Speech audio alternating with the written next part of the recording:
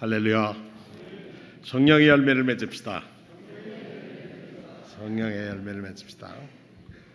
자, 우리 오직 성령의 열매는 시작. 오직 성령의 열매는 사랑과 희락과 화평과 오래 참임과 자비와 양선과 충성과 온유와 절제니 이 같은 것을 금지할 법이 없느니라. 오직 성령의 열매는 사랑과 희락과 화평과 오래 참음과 자비와 양선과 충성과 온유와 절제니 이 같은 것을 금지할 법이 없느니라. 아멘. 이 가장 좋은 절기, 우리가 절기로 뭐 크리스마스 그러지만은 교회력으로서는 우리 고난 주간을 아주 우리의 구속을 위한 하나님의 사랑의 극치를 나타난 십자가와 부활의 사건이 있는 주간입니다. 참 기쁜 게 이번 4월 1일이 저희가 부활절인데 그날 저 북녘 땅에서는 봄이 온다 하는 것으로 함께를 또 노래도 한답니다. 그러니까 봄이 옵니다. 근데 봄이 어떤 봄이냐? 이제 꽃샘추위가 없는 봄으로 오기를 기대합니다.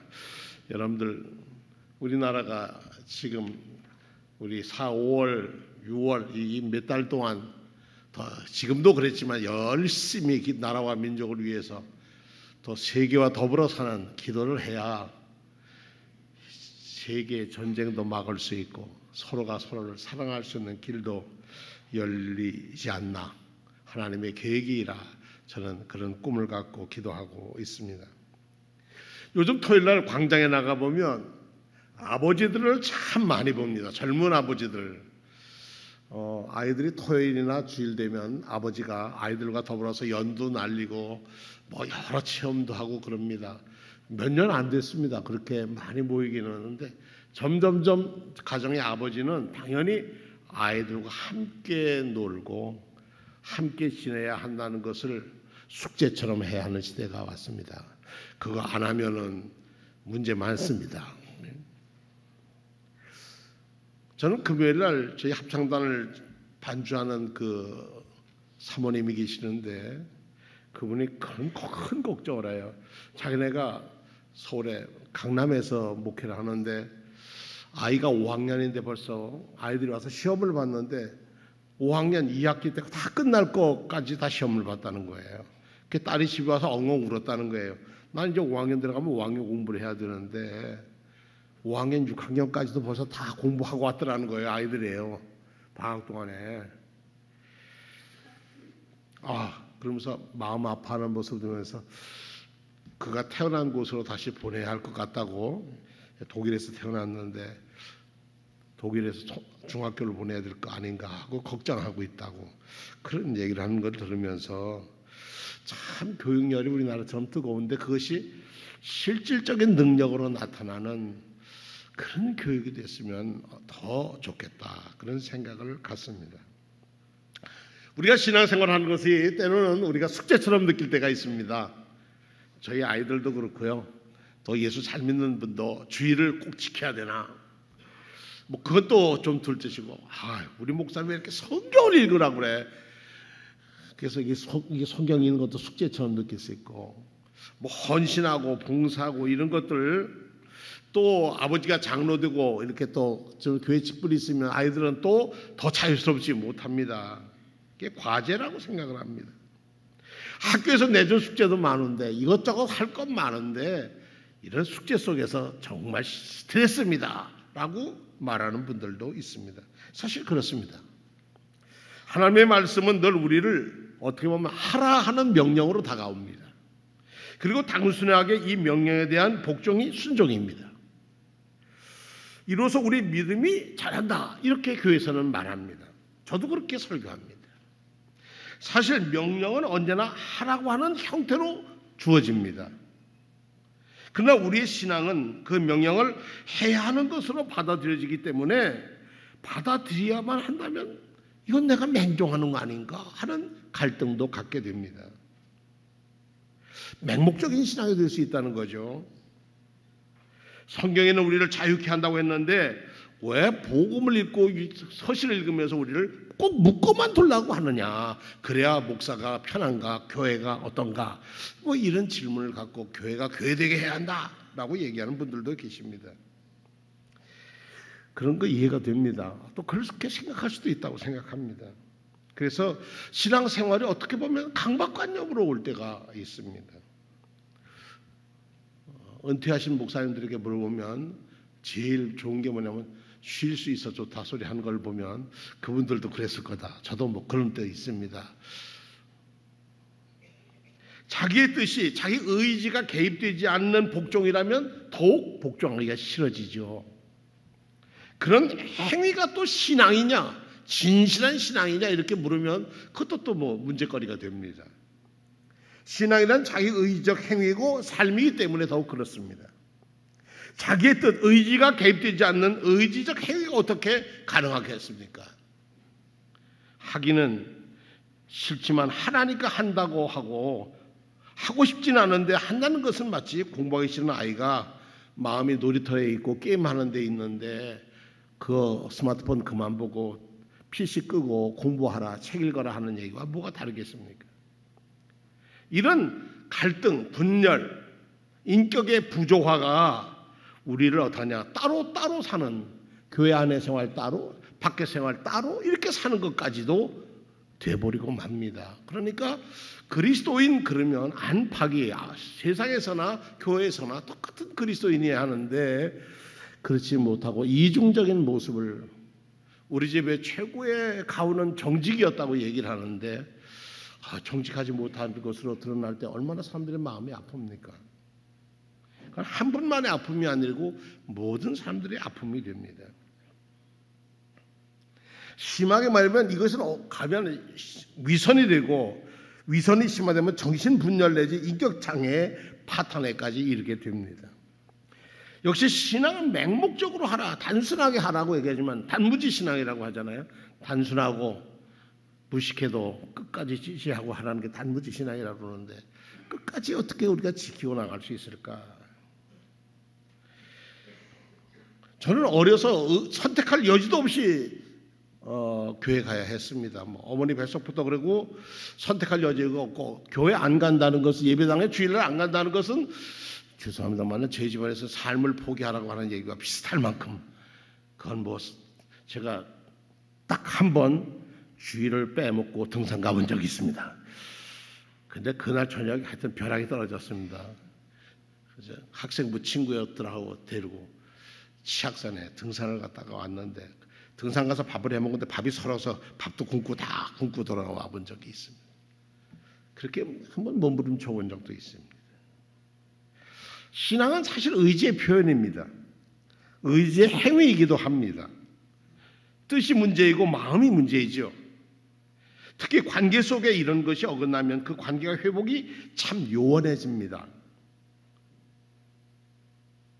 가르침을 사랑하라 하는데 삶에 여전히 나는 사랑할 수 없고 미움에 빠져 있으니 입으로는 아멘 할 수 있는데 속의 생활은 아니오. 이러면 우리의 신앙이 얼마나 버겁고 힘들겠습니까? 성경에 하라고 하는 명령을 해야겠다 하는 마음으로 받아들여질 때 순종입니다. 그리고 해야 하는 것이 하고 싶은 것으로 바꿔질 때 삶은 변화를 가져옵니다. 주일이 기다려질 때 그 삶의 성령께서는 활발하게 역사하시고, 야, 또 주일이 왔구나 하고 무거운 마음으로 다가올 때 우리는 우리의 영적인 상태가 건강한가를 한번 체크해 볼 필요가 있다는 겁니다. 하라고 하는 명령이 해야 하는 것으로 받아들여지고 해야 한다고 하는 것이 하고 싶어지는 마음으로 바꿔질 때, 변화될 때 변화의 인격의 변화도 오고 사회생활에서도 보람을 갖고 살게 됩니다. 그래서 must가 will로 바꿔지는 거라고 하죠. 해야 하는 것이 하고 싶은 것으로 변화되는 것, 그것이 우리가 첫 번째 하나님 앞에서 그리스도인으로 살아야 할, 다짐해야 할, 변화돼야 할 마음입니다. 중심 이동을 해야 하는 겁니다. 해야 되나 하는 나에게서 하고 싶다는 건 벌써 나가는 거잖아요. 자기에게서 떠날 때 우리의 신앙은 아브라함이 창세기 12장에 갈대아 우르나 내가 살고 있는 본토 친척 아버지의 집을 떠날 때 갈 곳을 알지 못했는데 내가 지시할 곳 거기에 그냥 자원에 떠나선 거예요. 그래서 신앙은 해야 하는 것을 하고 싶은 것으로 바꿔지는 그렇게 자리에 올라갈 때 우리는 신앙이 성장했다 말할 수 있습니다. 신앙도 성숙하면 하나님의 법이 제 법이 나의 법이 됩니다.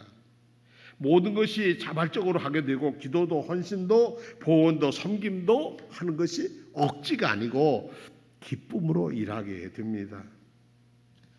아이들이 꼭 학교 가고 싶다. 그래서 학교 가는 것을 기다린다면 그 아이는 잘 성장할 겁니다. 왜냐하면 학교가 즐겁고 기쁘니까. 그렇죠. 삶의 변화 속에서 우리의 인격이 변화되고 인격의 변화 속에서 우리는 거듭나는 것, 성화된다고 하는 삶을 우리의 생활 속에 나타나게 됩니다. 그래서 신앙생활도 스스로 자신에게 좀 물어봐야 합니다. 그래서 내가 해야 하는 것이 하고 싶어지는 것, 스스로 하는 것으로 변화되었는지 안 되었는지를 가끔은 체크해 보아야 합니다. 하나님의 명령에 참되게 복종할 수 있는 사람과 그 성품이 어떻게 변화질 수 있을까? 전에는 억지로 했는데 이제는 몸도 마음도 지쳐 있지만 그래도 섬길 수 있는 기쁨에 힘든 몸으로 내 마음을 내 삶을 마지막까지 헌신할 수 있다는 것. 어느 교회 한 분 권사님이 꽤 큰 기업을 하고 그러셨답니다. 남편도 그런 기업을 하고 교회 일이라고 하면은 제일 앞장서 일을 했는데 그렇게 충성하고 일을 했는데 암에 걸렸답니다. 근데 이 암이 한 가지도 아니고 좀 날만 하면 다른 게 또 생기고 뭐 하면 또 다른 게 생기고 그래서 집에 있으면 누워 있는 것 외에는 아무것도 할 수 없었다. 그 권사님이 예전에 건강했을 때 내가 주를 위해서 교회 무슨 세미나든지 교회에서 하는 모든 일에 늘 기쁨으로 일을 했는데 그 기쁨을 되찾아야 생각했다 하고 자기 몸이 좀 힘든데 나와서 봉사하기 시작했답니다.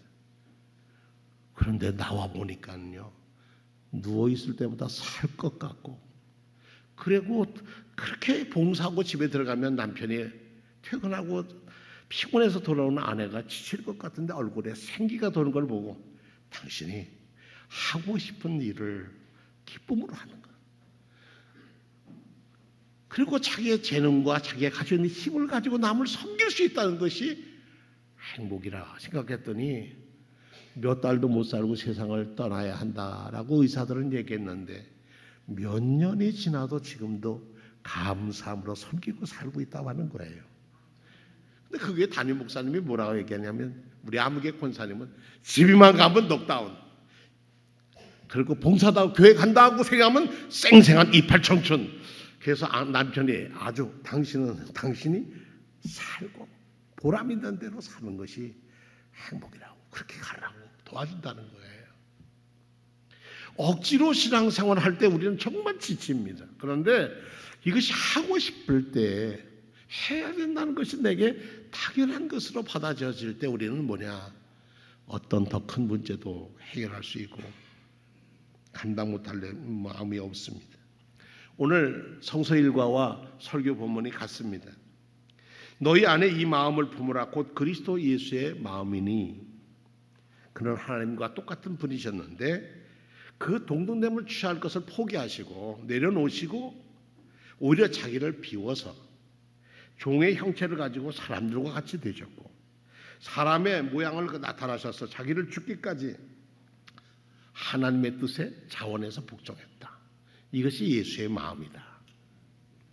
빌립보 교인들에게 우리가 예수를 믿는데 우리 도시가 빌립이 또 대왕을 기념해 세운 이 그리스의 위대한 도시에 살면서 진정 우리의 삶의 영혼은 어떤 삶이냐? 군주처럼 누리고 영웅처럼 세상을 정복하는 게 아니라 섬김의 삶이다. 그분이 예수님이고 그 예수가 우리의 구세주다. 이런 편지를 바울 사도는 보내고 있습니다. 그리스도의 마음이 성령이고 사랑입니다. 이 마음이 내게 들어와서 나를 주장할 때 우리는 해야만 하는 것이 아니라 하고 싶은 것으로 바꿔지는 것입니다. 어느 날 찬송을 부를 때 그 찬송의 눈물로 내게 다가올 때 그것은 억지로 부르는 찬송이 아닙니다. 화면에 나오는 가수들이 자기들의 최선을 다하여 부를 때 그게 다릅니다. 어제 저는 유튜브에서 찬송을 들었습니다. 근데 그 찬송을 지은 작곡자가 82세인데 나와서 복음성가를 부르는데요. 복음성가 부르는데 한마디 딱 하고서는 눈에서 눈물이 주르르 흐르시는 거예요. 주 내 마음에 모신 후에 주 날 주관하시네. 이렇게 고백을 하는 거예요. 여러분들 다 아시는 복음성가잖아요. 똑같은 찬송 다 아는 건데 그 사람의 영적인 상태가 어떤 마음으로 불러야 하느냐에 따라서 우리의 삶이 바꿔집니다. 그리고 주님께 내 마음을 드린 후에 더욱 섬길수록 더 귀한 주님 예수 그리스도가 내게 더 소중한 분으로 내게 다가오시게 된다. 매일매일 내 마음속에 기쁨이 넘칠 수 있는 것은 그분이 나를 주관할 때에 나는 기쁨으로 그를 섬길 수가 있다. 이런 고백입니다. 빌 가이더라고 하는 분이 1951년에 작곡을 했다고 그래요. 미국 남부의 남침내교회에 다니시는 분이셨는데 그래서 찬송 부르다가 너무 감격이 돼서 찬송을 막 가족끼리 이렇게 만들어서 부흥에 다니면서 그 부흥에 가서서 고백하면서 노래를 불렀답니다. 그 노래가 미국뿐만 아니라 전 세계에 그리스도의 마음을 전하는 사람들에게 주님이 오셔서 내 마음, 내가 천국을 지향할 때 그는 나를 컨트롤하십니다. 내 삶을 주장하십니다. 그 삶의 주장 속에서 나는 뭐가 있어요? 기쁨이 넘칩니다. 그래서 우리가 잃어버린 기쁨은 뭐냐? 해야만 되나? 꼭 이거 해야 되나? 할 때는 우리는 기쁨을 잃어버리고 맙니다. 근데 하고 싶은 마음이 될 때는 성령께서 우리의 마음을 붙드실 때는 우리의 마음은 감사하는 마음으로 바뀌십니다.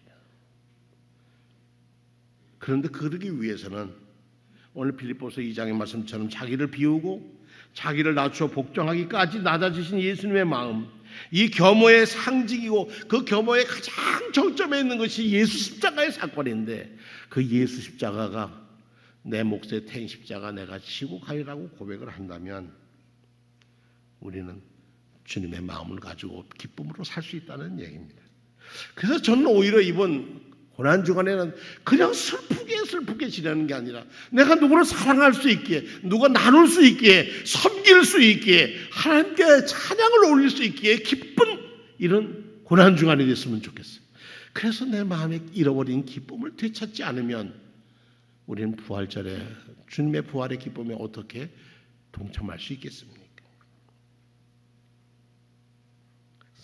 이 사랑을 스스로 자기 몸을 낮춰서 영원한 을로 오신 예수 그리스도, 그 예수 그리스도가 하나님의 형상을 입고 인간의 모습으로 이 땅에 오셨다는데 그리스도로 옷 입고 그리스도로 옷 입은 그리스도인으로 살아갈 우리 3월의 우리 수원종로교회 성도들이 삶은 정말 내가 이거 뭐 해야 될까 하는 짜증에서 할 수 있는 은혜 주시니 감사합니다 라고 바꾸신다면 성령께서 그분만이 아니라 교회 그리고 이 나라와 세계에 하나님의 사랑을 증거하는 일꾼으로 쓰임 받으리라고 저는 그렇게 믿습니다. 우리가 살아가는 동안에 힘들고 지칠 때 주님은 우리의 연약함을 도우십니다. 그분께서 깊이 탄식함으로 우리를 대신해서 성령께서 대신 간구해 주신다고 했습니다. 사랑은 위에서부터 내려오는 사랑이 더 큰 사랑입니다. 얼마 전에 돌아가셨죠. 우리나라의 가야금의 명인 그러면 황병기라고 하는 선생님을 모두 다 기억합니다. 황병기 선생님은 서울 법대를 나오셨어요. 그리고 가야금 자락이 너무 좋아서 그 해에 서울대에 국악과가 생기는 바람에 거기서 그동안에 공부하면서 국악과에 강의를 했대요. 그 전부터 그렇게 가야금이 자기는 좋아서 가야금을 연주했다고 합니다. 그 황병기 선생님이 논어를 참 즐겨 읽으셨는데 논어 백가락이라고 하는 책을 쓰셨습니다. 논어에서 109절을 뽑아가지고 우리 논어를 다 못 읽으니까 그 109절이라도 좀 읽으면 도움이 되겠다. 논어 백가락이라고 하는 책을 썼습니다. 거기에 나오는 얘기를 하나 소개하겠습니다. 공자 선생이 노자 선생을 찾아갔답니다. 당대에 다 알진 노자는 도에 대해서는 아주 통달하신 분이었답니다. 근데 노자는 공자 선생이 찾아오니까 얕잡아 보았답니다. 네가 도를 몰라서 내게 온 거지. 아마 그런 마음이었던가 봅니다. 그런데 이 공자 선생은 노자 선생을 높이 평가했답니다. 참 그분 훌륭하시고 도에 대해서 그만한 분이 있겠느냐고 칭찬하고 돌아왔답니다. 그러면서도 공자는 자기 제자들에게 나는 그를 따르지 않겠다라고 말씀을 하셨답니다. 그렇다면 공자가 노자보다 한 차원 높은 사람일까요? 장자라고 하는 책에서 공자가 노자의 가르침을 받고 도를 깨우쳤다는 기록이 있답니다. 그런데 논어에는 공자가 노자를 만난 기록이 없습니다. 단지 아침에 도를 들으면 저녁에 죽어도 좋다. 이인편 8장에 나오는 얘기인데 아침에 내가 도를 듣고 깨달은다면 저녁에 죽어도 무슨 후회가 있으랴. 노자의 도를 삶으로 표현해서 새롭게 번역해낸 공자의 이 높은 승의 뜻을 제자들은 알아들었답니다. 공자는 도를 모른다고 했고 노자는 도덕경이나 장자에서 도를 훤히 꿰뚫는 사람이라고 하고 공자는 도를 모르기를 그러면 나는 도를 알지 못하니까 그 도가 뭔지를 추구하겠다고 도를 깨우치겠다고 자기의 도를 향하여 가는 구구도자의 길을 걷겠다고 하고 노자는 내가 도를 알았다라고 얘기를 했다는 겁니다. 세상에 이런 사람들이 있을 때 우리는 진정한 뒤따를 사람은 어떤 사람이겠습니까? 내가 도를 추구하겠다. 그래서 예수께서는 내가 길이고 내가 진리고 내가 생명이다. 주는 영이시니 주의 영이 있는 곳에서는 자유의 도가 있다. 십자가의 도가 미련한 자들에게는 어리석은 것이지만 구원을 받는 우리에게는 하나님의 능력이다. 그 십자가의 능력이 우리의 생활로 묻어나는 것이 고난주간이라는 말씀입니다. 예수님이 예루살렘에 올라갈 때 많은 사람들 만세를 불렀습니다. 호산나가 만세란 말 아닙니까? 그런데 그 만세 소리가 몇 날 지나지 않아서 십자가에 못 박으라 소리로 바꿔진단 말입니다. 사람의 마음은 이렇게 조속지변일 수가 있습니다.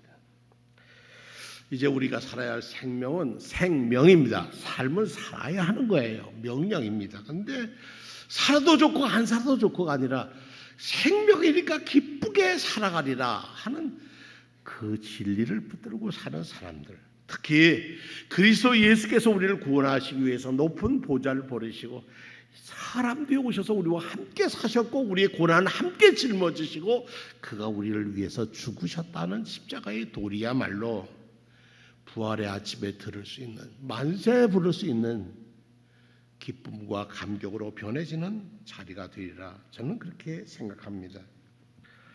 오늘 하루도 여러분들의 삶의 자리를 교회로 옮기셨습니다. 하나님이 여러분에게 복을 주시기를 축원합니다. 여러분의 흩어진 세상에 많은 우리를 부르는 것이 있지만 여러분들의 발걸음은 하나님의 말씀의 도, 십자가의 도를 향해서 오셨습니다.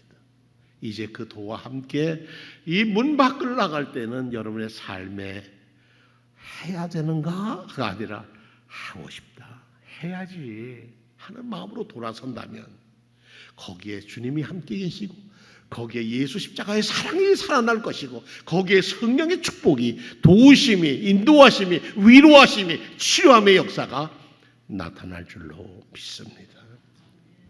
사랑은 추상적인 것이 아닙니다. 그리스도 예수의 마음이 사랑입니다. 사랑이 있는 곳에 예수님도 거기 계십니다. 성령의 임재는 바로 낮아져서 자기가 사랑하도록 자기 자신을 내놓는 것입니다. 빌립보 교회를 향해서 오늘 이 본문에 대한 우리를 향하여 주시는 말씀입니다. 그러므로 그리스도 안에서 무슨 권면이나 사랑의 무슨 위로나 성령의 무슨 교제나 긍휼이나 자비가 있거든 마음을 같이하여 같은 사랑을 가지고 뜻을 합하며 한 마음을 품어 아무 일이나 다툼이나 허용으로 하지 말고 오직 겸손한 마음으로 각각 자기보다 남을 낮게 여기고 각각 자기 일을 돌볼 뿐 아니라 또한 각각 다른 사람의 일을 돌보아 나의 기쁨이 충만하게 하라. 남을 도와주는 것이 내 기쁨이라고, 바꿔지는 것이 그리스도인이라고 바울 사도는 우리에게 전하고 있습니다.